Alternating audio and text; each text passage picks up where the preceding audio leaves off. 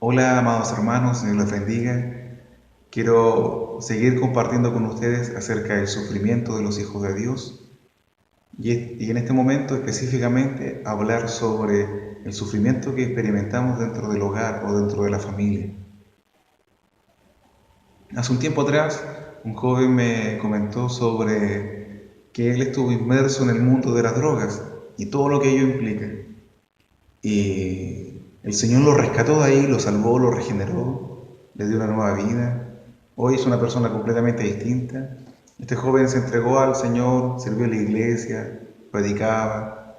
Y un día su padre le dice, ¿sabes qué? Te prefiero drogadicto antes que cristiano.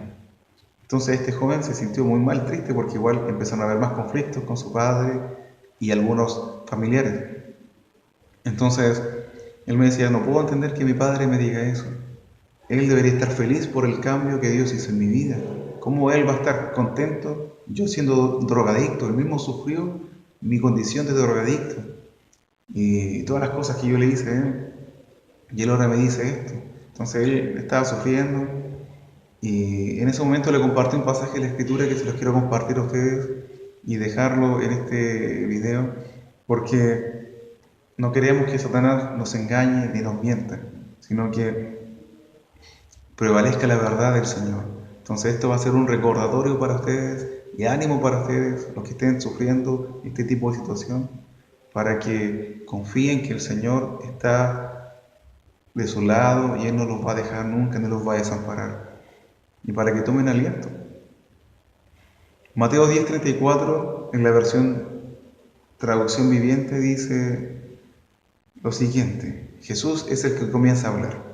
No crean que vine a traer paz a la tierra.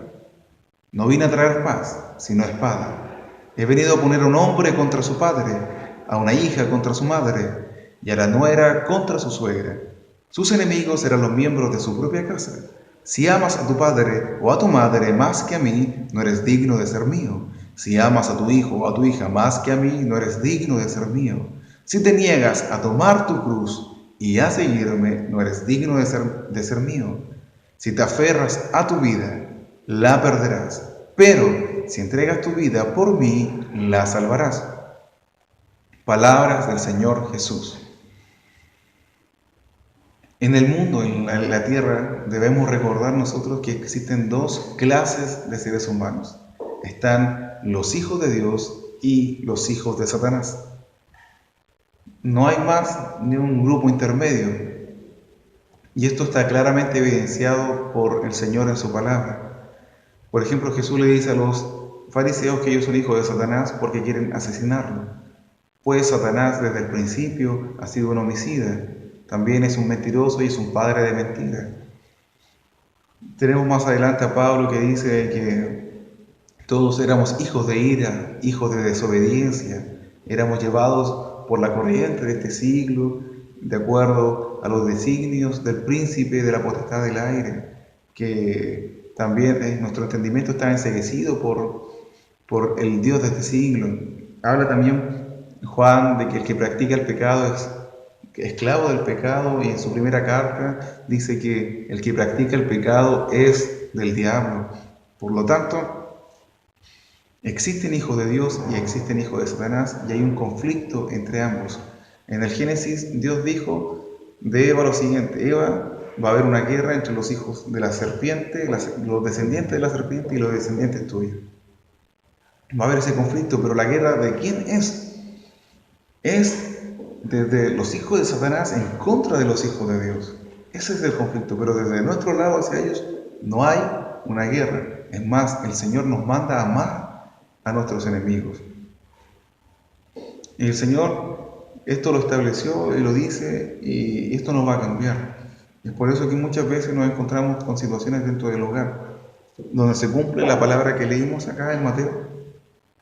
Pues el Evangelio, no siempre todos los integrantes de un grupo familiar obedecen al Evangelio. Siempre, por lo general, se da que uno, dos, un grupito pequeño de los integrantes de la familia obedecen al Evangelio y otro grupo no. Entonces, ¿qué pasa ahí? Si el Señor lo salvó, usted pasó a ser un hijo de Dios. Antes Satanás era su amigo, ahora pasa a ser su enemigo. Y como es enemigo suyo, él le va a hacer la guerra a usted. Y va a utilizar obviamente a sus propios hijos para hacerle la guerra a usted. Y no le extraña que en algún momento lo insulten, le digan palabras ofensivas, utilicen expresiones, déjame a mí con lo que yo creo y tú con lo que tú crees, no me evangelices, no me conviertas, tú con tu religión, yo con la mía, no hablemos de religión, de política y de fútbol, o ¿sabes qué? No me agrada tu presencia, no quiero verte, o le van a hacer la ley del hielo en muchos de los casos, lo van a hacer a un lado. Entonces, este tipo de cosas le van a ocurrir y el Señor esto lo advirtió desde antes. Incluso hay una parábola del sembrador donde Jesús explica que hay una semilla que cae en cierto territorio y que crece rápido esta plantita, la que cae entre pedregales. Crece esta planta, sale el sol y se seca automáticamente. El Señor Jesús explica de que esta semilla que cae en ese terreno, en los pedregales, dice que esta es la persona que recibe con gozo la palabra al momento de escucharlo, pero cuando viene la persecución por la palabra, tropieza y se hace infructuosa la palabra y se termina saliendo del camino. Por lo tanto, el Señor no quiere que nosotros claudiquemos, que tengamos en cuenta esto, que vamos a tener una cierta persecución por la palabra, incluso dentro de nuestro propio grupo familiar. ¿Ya? Por eso, algunos me dirán, pero ¿qué tal esa promesa de que si yo creo toda mi casa será salva? Bueno, eso no es una promesa que está en la Escritura, sino que es un texto fuera de su contexto y que terminó siendo un pretexto. En el libro de Hechos, Pablo le predica a un carcelero donde él estaba encarcelado junto con Silas. Es el evento cuando Pablo y Silas están cantando y tiembla la cárcel y se abren las puertas y las cadenas de todos son rotas. Entonces, Pablo le comparte el evangelio a este hombre y este hombre responde positivamente al evangelio y Pablo le dice, si tú crees y tu casa serán salvos. Entonces, aquí lo que Pablo da a entender es que si él cree y su casa también cree junto con él, van a ser salvos. Y obviamente eso fue lo que pasó porque después más adelante en el versículo dice que este hombre y todos los de su casa creyeron a Dios y se regocijaron y fueron bautizados. Entonces, no es una promesa de que si yo creo mi casa entera va a ser salva. Tal vez en muchos casos ni siquiera van a obedecer al Evangelio los familiares suyos. En algunas religiones, de repente, que son religiones que se heredan por la familia, ya sea el catolicismo, mormonismo, adventismo, los adventistas, musulmanes, la religión judía o la religión que sea, muchas veces hay personas que salen, desertan de la religión y sus familiares les quitan el apellido, les quitan la herencia, los expulsan de sus casas y no le hablan nunca más, les niegan el saludo, les niegan la comunicación, todo, absolutamente todo. Lo rechazan. Muchas veces hay hijos que dejan que sus padres le dicen, ya no te conozco, tú no eres mi hijo, tú moriste. Y eso se da en muchas partes, en muchos lugares. Y es por causa de el Evangelio, es por causa de la palabra del Señor. Entonces Jesús esto lo dijo antes que sucediera. Y ahora que sucede, el Señor quiere que nosotros permanezcamos fieles a Él, que sigamos firmes en Él, que no claudiquemos, que no nos rindamos. Y el Señor habla de cómo tratar a mi enemigo. Y en una ocasión, en Mateo 5:39, Jesús habla acerca de la venganza propia. Si bien usted va a ser atacado y en algún momento tal vez puede que recurran a los golpes hacia su persona, y la pregunta del millón, ¿yo debo permitir todo tipo de maltrato hacia mi persona por el hecho de ser creyente? Entonces la respuesta a esa pregunta es obvia, es un no rotundo. El Señor, si bien aquí en Mateo 5:39 dice, no resistas a la persona que es mala. Si alguien te da una bofetada en la mejilla derecha, ofrécele también la otra mejilla. Si te demandan ante el tribunal y te quitan la camisa, déjales también tu abrigo. Si un soldado te exige que lleves su equipo por 1 kilómetro, llévalo 2. Dale al que te pida y no des la espalda a quienes te pidan prestado. Han oído en la ley que dice, ama a tu prójimo y odia a tu enemigo.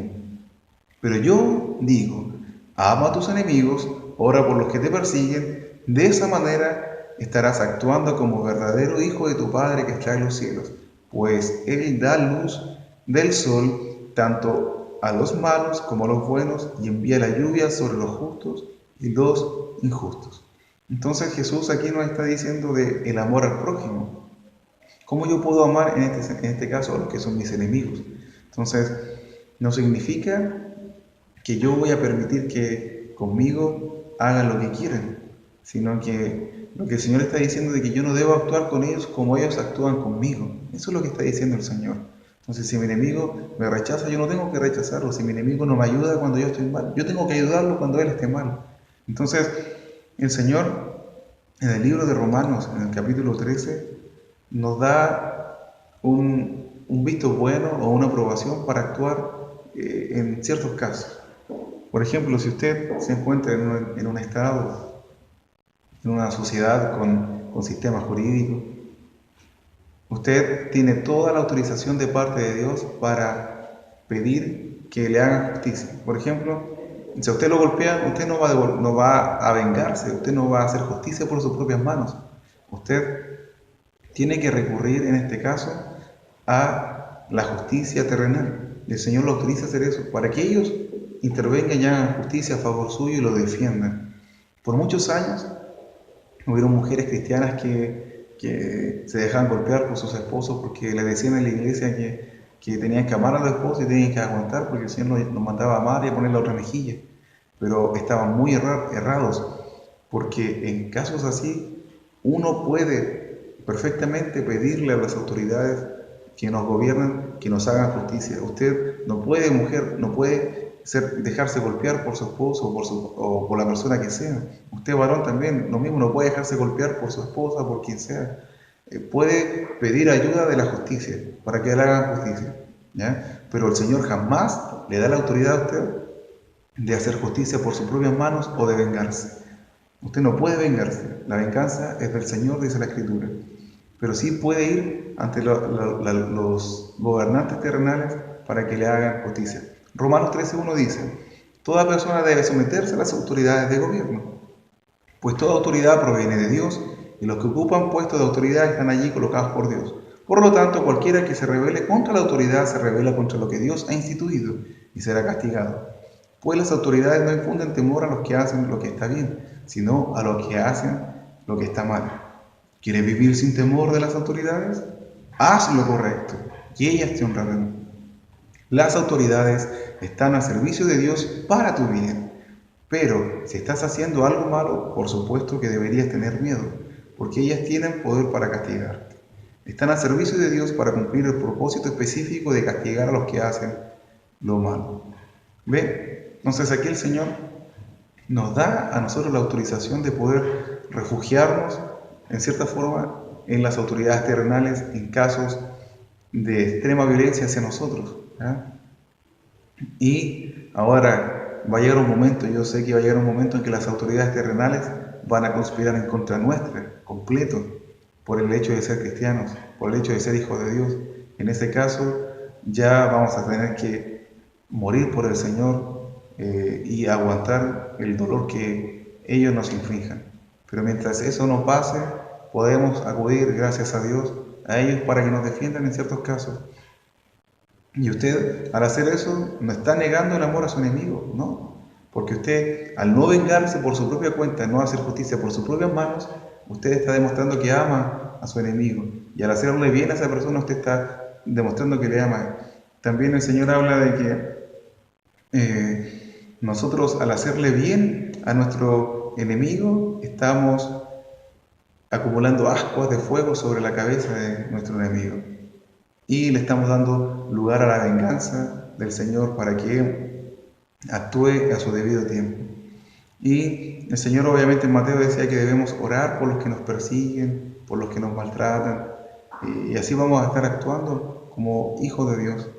Y es cierto, aparte de que usted recurra a gobernantes terrenales, usted también debe orar al Señor, debe decirle: Señor, ¿sabes qué? me están afligiendo, me están haciendo esto, esto, otro, y contarle al Señor todo lo que le hacen.